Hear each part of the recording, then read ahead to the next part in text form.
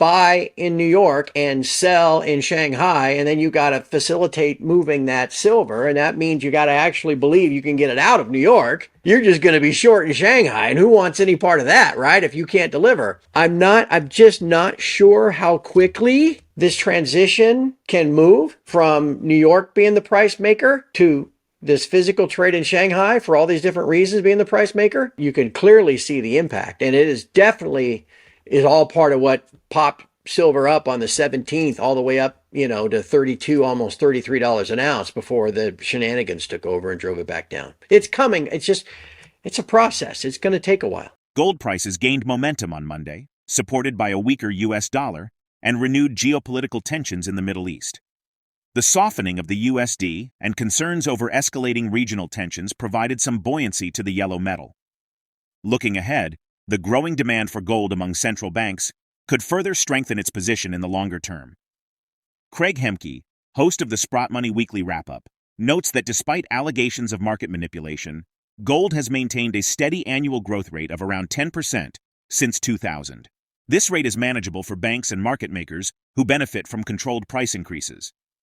Last week witnessed new peaks for gold, the S&P 500, and NASDAQ, but the most remarkable performance came from silver, which surged by 11.47% in just 1 week, outpacing gold's performance for the year.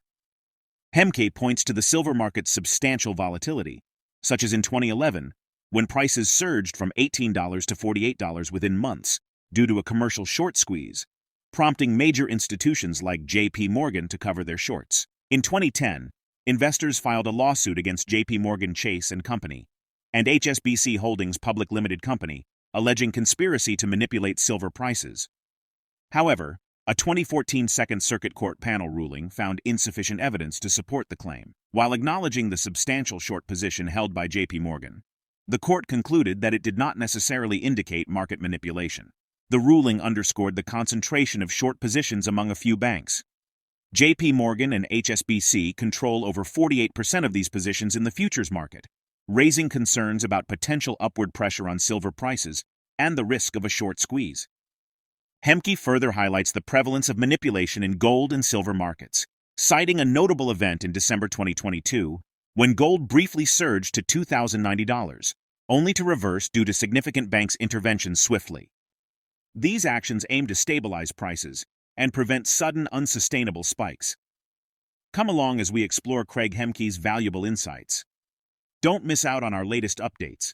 Subscribe to our channel and activate notifications. Thank you for tuning in. I don't mean to give you, it's like, what's the actual price? I can't tell you that either. That they will continue to play this game, thinking that they can continue to make tomorrow like yesterday, keep price under 30 where they've got it under control, as long as they can. The key is them making money. I get this all the time from people that say, well, if gold's manipulated, then how come it's gone from 400 to 2,400? Have you ever noticed the years where it goes up 25%? I can count them on one finger. Okay, gold goes up 10% a year, has gone up 10 or 11% every year since the year 2000. That is manageable. Okay, the banks that make the market and are responsible for this just-in-time delivery and everything else, they can make money at that. That's fine, and they do. Well, they can't wait. 50% in a year would be catastrophic. And that's what happens in silver. There are, like I said, 140, 150 days of global mine supply that they're collectively short. And if the price just runs away from them, what are they going to do? Look, I've been going on and on and on. But I don't know if there's a whole lot of people left that remember 2011 as vividly as I do. Okay, so not to make it sound like I'm some global font of knowledge, but I remember how that all went down. And silver was $18 in November of 2010, and 6 months later it was $48. And we suspected at the time there was a massive commercial short squeeze. Everybody figured it was J.P. Morgan. Bart Chilton, 3 weeks before his death, gives an interview like a deathbed confession, confirming that that was the case, that they handed off Bear Stearns' short position to J.P. Morgan in 2000 and whatever that was, 8, under the assumption that they would get rid of it. J.P. Morgan looked at it and said, we can make too much money doing this. And so they never did. And then they had this massive short squeeze, and you could see it in the COT reports all through March and April. It wasn't a rush of speculators. It was JP Morgan getting squeezed. They didn't even have a vault. So then what happens? 5 rate hikes in 9 days in May. They smashed, and there's all that is history. And also JP Morgan gets rubber stamped for a COMEX vault. They didn't even have one. Over the next 5 years, they accumulate about 150 million ounces. If you contact the CFTC now and you say, hey, how come, X and such bank is in excess of position limits, when they're delivering 4,000 contracts in a month? That's bona fide hedging. Well, how do you know it's bona fide? Well, look at our vault. We've got 150 million ounces now. That's 30,000 shorts you can lay on at any time. Anyway, I'm really going off into the weeds here. What I'm trying to explain, I guess, is that the shenanigans, the control of the price, management of the price will continue until it doesn't. And Patrick, I got to add one more thing. Back on the 1st of December last year, price of COMEX gold shoots up and closes at 2090. Hemke suggests a potential shift in pricing control from Western markets to Shanghai, citing a notable price disparity observed in mid-May 2023. Silver traded at $35 an ounce in Shanghai compared to $29 on the COMEX, indicating a significant difference in pricing dynamics between the two markets. Furthermore, Heraeus analysts highlight a similar trend in the gold market, noting that control over gold's price action has shifted from the west to the east. They emphasize that fundamental drivers such as the dollar and U.S. yields have taken a back seat, with strong physical demand from Chinese investors and the People's Bank of China contributing to market dynamics. China's dominance in retail gold demand is underscored by increased trading volumes on the Shanghai Gold Exchange and the Shanghai Futures Exchange, providing evidence of this shift in pricing control. Let's get back to the interview.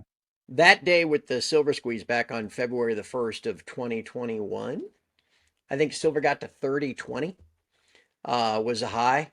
And then we had the famous, Rostam Benham, the head of the CFTC, talking about how we had to tamp down the price. Why? What business is that of yours?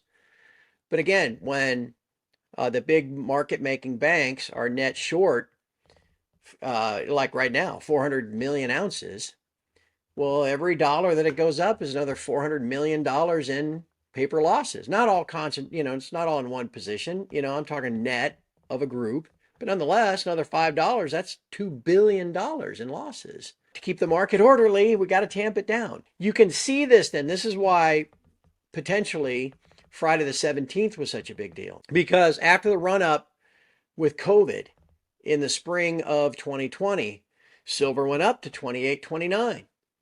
And then it was, again, inclusive of that silver squeeze, in early February 2021, 29 was like a hard cap. There were 4 occasions between July of 2020 and July of 2021 where the spot price of silver closed above 29. And on all 4, I invite anybody to go look this up. I'm not just making this stuff up. On all 4 of those days, the very next day, a huge red candle and a drop of about $1. Okay, so somebody knew, look, we cannot afford a breakout. All right. So fast forward to, really the week of the 13th. And all of a sudden, silver is just beginning to soar. It gets through 29, goes up to 30, gets through 30. And on the final day, Friday the 17th, boom, just blast forward. It looks almost as if pricing control is moving to Shanghai because Shanghai is going up 5, 6, 8% a day and is trading at $35 an ounce. And COMEX is down here at 29. Well, at some point, do the banks have to let price go? Because if that arbitrage gets too wide, they're going to, the COMEX vaults, even if you count it all up and assume it's all there, is only 270 or 80 million ounces. Well, that can get drained pretty quickly if the arbitrage becomes profitable enough. So they have to let the price go up. I mean, there was maybe a reason why the heads of the 4 major bullion banks all appeared in Shanghai to meet with the Shanghai Gold Exchange people in late March and April. Because maybe they're worried about this. Anyway, so you get this pop up through 30. We finished Friday the 17th at 31 and a quarter. It's a clear breakout. Actually, by the time the Globex trading ended at 5 o'clock Eastern that day, we were 31.77. It's a clear breakout. And again, at that point, price management mode kicks in, and that's now what we've seen the following week. Again, going forward, the key thing will be Patrick. To what extent does a physical offtake market, well, within China, um, begin to now drive price? And does the COMEX have to become reactionary to that rather than proactive with their margin hikes and all the other crap games that they've played for decades? The latest trade data from the Commodity Futures Trading Commission reveals that speculative interest in gold has surged to its highest level since before the pandemic. Concurrently, silver's price spike has prompted a wave of shorting in the market. How might the surge in speculative interest in gold and the corresponding increase in shorting activity in the silver market influence future price movements and market dynamics? Share your perspective in the comments below. If the video resonates with you, join our community by subscribing to our channel and enabling notifications with the bell icon. Thank you for being a part of our community.